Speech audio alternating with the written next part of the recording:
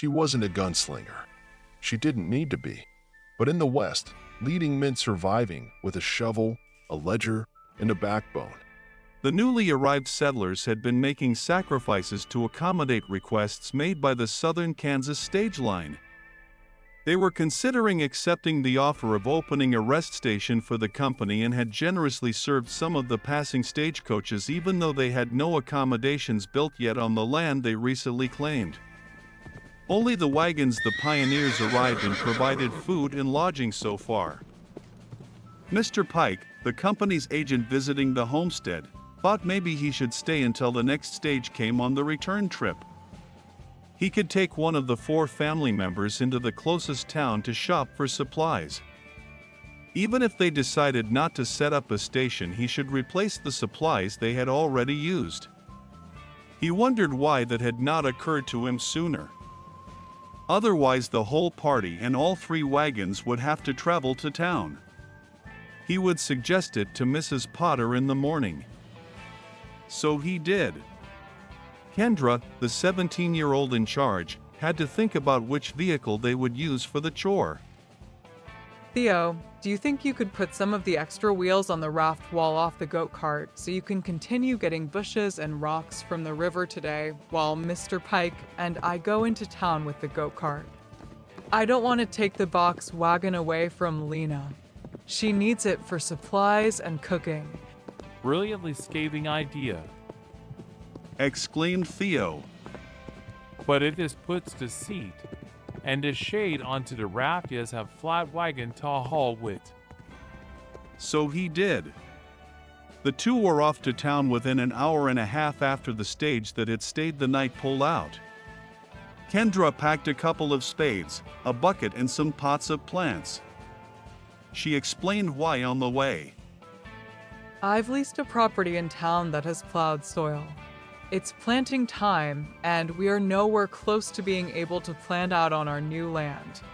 I thought I could get a head start by planting something in town. Hope you don't mind hanging around in town while I do that. I'll ask at the general store if there is a young man available I could hire to do occasional watering and weeding. I'll also see if the store has vegetable seeds I can plant. Oh, and some work gloves. We will need vegetables as soon as possible if we are running the station for you. So you think you will? Pike plied. I really need to see what plans are with the rest of the family we're expecting. I don't know any of their skill sets. If they are family, why don't you seem to know them at all? So, she took some time explaining the relationships and circumstances to him. I grew up with Lena's son, Tommy, in Georgia, but he served on the Union side in the north and found Lena's mother and brothers, whom I never met up there, where they had been smuggled out by the Underground Railroad. They may all have wives or wives-to-be. We invited them to join us here. Tommy went to get them at the train in Topeka after he caught up with us on the trail. When they were at the only general store in town, Thornsby and Flicks, Pike asked Kendra. I'm willing to help you plant. If I bought a pair of dungarees, would there be somewhere I could change into them? Only a whole house or the barn. She grinned. Mr. Flick recommended she check with Gerwick at the livery stable on 7th Avenue about an errand boy who may gladly like to earn extra money. Mr. Thornsby asked her, Aren't you the widow lady that came in with that good-looking cowboy the other day? Here you are with another fellow and no more black dress. Oh, I'll be working today and thought this brown dress would be better suited. And I might be working for this gentleman. You one of those working girls from down Wichita way? We don't cotton much to that sort of thing in this town. Don't even allow a saloon in town. No drinking alcohol permitted. But isn't that a store selling wine across the street? Kendra innocently noted. He's not too happy about us passing that ordinance, so might not be here much longer. Widow or not, you can't be bringing your customers in here no more either. Mr. Thornsby chided. I don't understand. Kendra looked confused. Let me handle this. Mr. Pike butted in. I am afraid you are misunderstanding, sir. This fine lady, Mrs. Potter, has leased a place in town here, and she wants to buy some seeds and do some planting today, so we'll be working hard digging in dirt. My name is Jason Pike. I'm an agent with the Southern Kansas Stage Line, and we are setting up rest stations. I'm negotiating with her to open one of our stations on land she owns outside of town, so she would be working for me if she does. We are here to see if you are able to be one of our suppliers.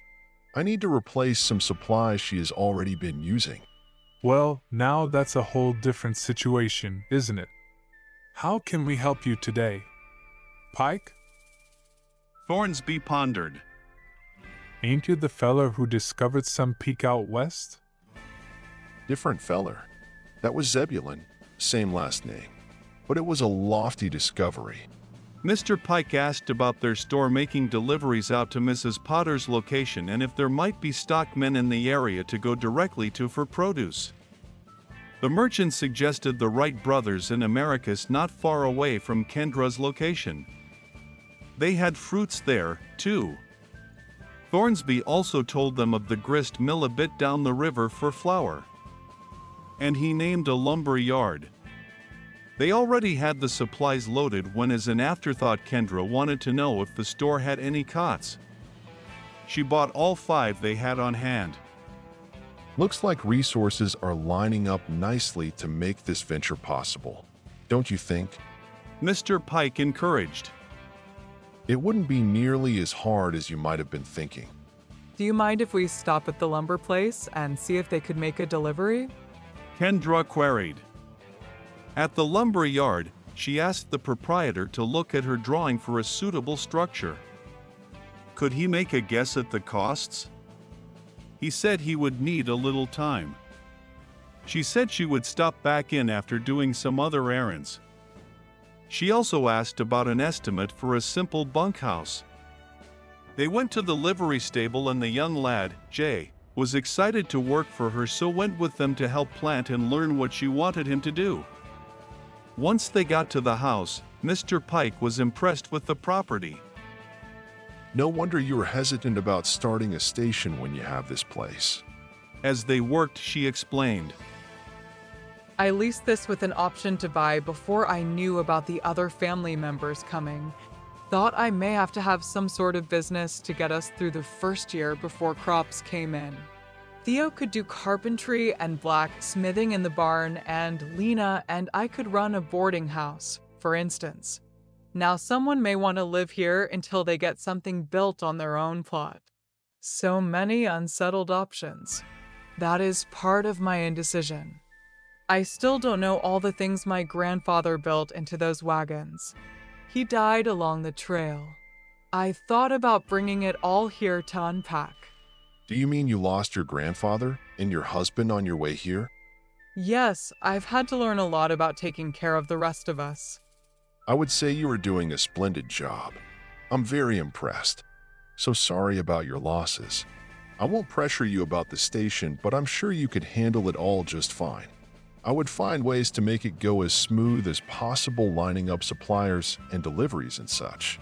Matter of fact, I can find a stockman close by and get some beef delivered to you right away. I'll teach Theo how to preserve it in a smokehouse if he doesn't already know how. I'll even take enough lumber with us today to put up the smokehouse. Oh, and for a privy. With all the traffic around our place, that is becoming an issue. There aren't even any trees. They chuckled. They took Jay back to the livery stable where she paid him the agreed-upon wage. Then they went to the lumber yard and added enough lumber, including nails and hardware, to build the smokehouse and outhouse on their makeshift wagon, along with their other purchases of the day. She ordered and paid for enough lumber to build a bunkhouse to be delivered hopefully the next day. She'd paid for the groceries with the $100 given to her by the stage driver a few days prior to cover her expenses. And the remainder went towards the lumber they carried back with them. She figured both were necessities for the business if undertaken. The lumberman gave her the requested quotes with the understanding they might be somewhat off, not knowing all the details. He also recommended a stockman close by. They stopped in there and Mr. Pike paid for a steer to be slaughtered and delivered in 2 days.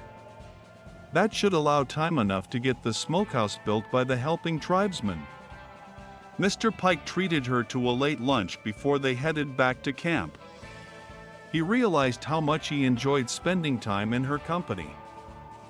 I've really enjoyed the day with you, Mrs. Potter. You are such a hard worker I had trouble keeping up with you. And you truly have a good business sense. Beauty and brains, a rare combination. Why should that be such a surprise?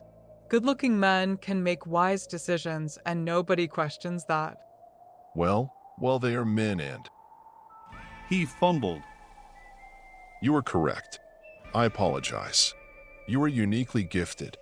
What I do think is that the meals you and your cook, Lena, produce are far superior to what we are served here, which isn't bad.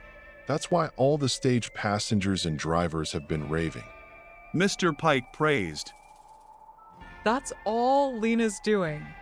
I'm just her shadow. She's a natural nurturer. She loves making people happy. If you like what she provides, please be sure to compliment her. Sometimes she lacks self-confidence. All the more reason to accept our offer to put up a station for you to operate. Okay. I said I wasn't going to pressure you, and there I go again. But can you tell how much I want you? He appealed with a charming smile. Kendra got a bit leery with that comment. Did she need to be more diligent? I think we need to get started back to camp so we aren't overcome by darkness.